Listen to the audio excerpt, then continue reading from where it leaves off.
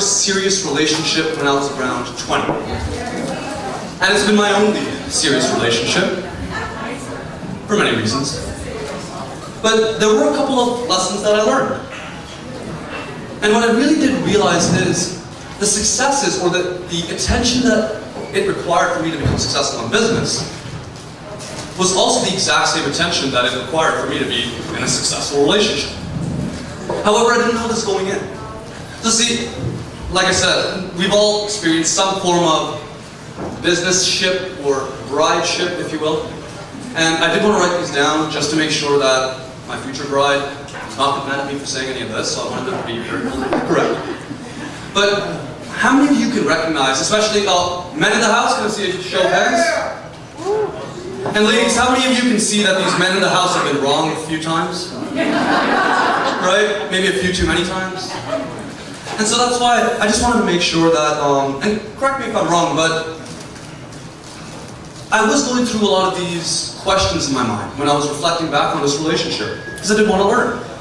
And from my vast experience in dating since I was 12, it's been over a dozen years, and I can say for an absolute fact, I don't think I've really moved from where I started.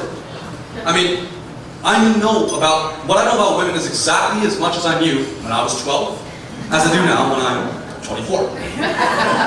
And so I had these questions, and some of these questions were, for example, will I ever have the chance to be right? Very important, right? It's a very intellectual question to ask. Or, why is it that what's hers is hers, but what's mine is also hers? Right, once again, a really intriguing question on philosophy. And now, this is my favorite one actually. When she's mad, I have to apologize. If I did something wrong that made her mad, I got to apologize. But in a really weird way, when she's done something that made me mad, I still end up apologizing. And see, I recognize that in my business life, that was no different. Really, when I was wrong, which was always, my business also got mad at me. My business was always right. No matter how amazing I thought the decision was that I would make. If it was a bad one, my business would tell me. Because hey, shit hit the fan. Right? Or, what I thought was mine really did end up going all into the business, especially when I started off. How many of you can relate? Yeah, exactly. And most importantly, well, how is it possible for me to be able to maintain two relationships? I mean, I don't like to consider myself a cheater, but in reality, if I'm with my beautiful lady at home and my beautiful business at work, two separate relationships, how do you maintain stability that way? And that was what I was facing. I had no idea how to go about some of this stuff. And so would you guys mind if I actually shared with you some of my experiences and relatabilities? Would that be okay? Yeah. Awesome. So, first and foremost, one thing I learned is, no matter how much you nurture your relationship and or your business, the clock always resets at 6 a.m. every morning. Let me give you an example. So I'd taken my girlfriend at the time over to Punta Cana, and we'd enjoyed a beautiful week. I mean, she wanted to go for her birthday, so spontaneously decided, yeah, sure, let's go, whatever, not a big deal, and we went. And we enjoyed a beautiful week, had a whole bunch of discussions, had a whole bunch of nice relaxation, everything was great. And then we came back, we had a flight, came back into Toronto on the red eye, and so we got back over to our home at around 2, 3 o'clock in the morning. Now, we've just had a wonderful week. Randomly out of nowhere, I decided to take her over to Punta Cana. But then, remember the clock always resets at 6 a.m. every morning? At 6:30 a.m., she wakes up, she hears the garbage truck outside. And she says, and I quote, "Baby, oh my God, why did you forget to take the garbage out? What the hell? This is gonna be like, come on, it's gonna be another week before we do this." And now, like an idiot, I said, "Are you kidding me? Come on, I did all of this, we came back on the flight. Like, are you serious right now?" Ooh, boy. Remember, she's always right. Excuse me? How dare you talk to me in that tone? Oh, shit. Oops. Clock resets every morning, 6 a.m. Same thing with the business. We just had a wonderful staff training. My entire team had just been revamped. Everybody loved it. We had gone through so much group cohesion, it was insane. We had done so much team building exercises. We've had new HR departments coming in, just really building up to the cohesion within the team, the group work. And literally, I kid you not, the very next day, shit hit the fan. And everybody just scattered like a bunch of cockroaches at a cheap hotel.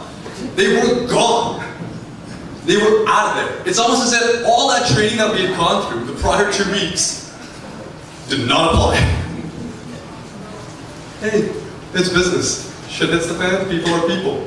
When stress hits, especially after 2 weeks of really just dealing with internal controls, right, team building, whatever it may be, happens. And so that was something that I learned. Right? Can't really deal with it. Sometimes, I mean, hey, it's business. Things are gonna happen. It's a relationship. Things are gonna happen. Can you guys see where I'm going with this? Right? One does relate kind of sort of to the other. The second one, let's see if I remember this correctly. Oh yeah, less non-consistent action. How many of you agree that if you work really hard for a few months in your practice, and then all of a sudden you stop the work, the business may not last at the same performance level? True or true? True. Right? Sure, you can implement systems and whatnot, and that always takes time, but if you're just starting off, you can't work for 2 months and then say, "Oh my God, this has to happen." Right? Or, "Let me take a vacation." It doesn't work that way. And so, of course that would not work in a business setting, but as well it does not work at home either. For example, one of my duties at home was to do the dishes. And my girlfriend agreed that she would cook. I loved her cooking. She was an excellent chef. But the rule was I'd have to clean up after. Fine.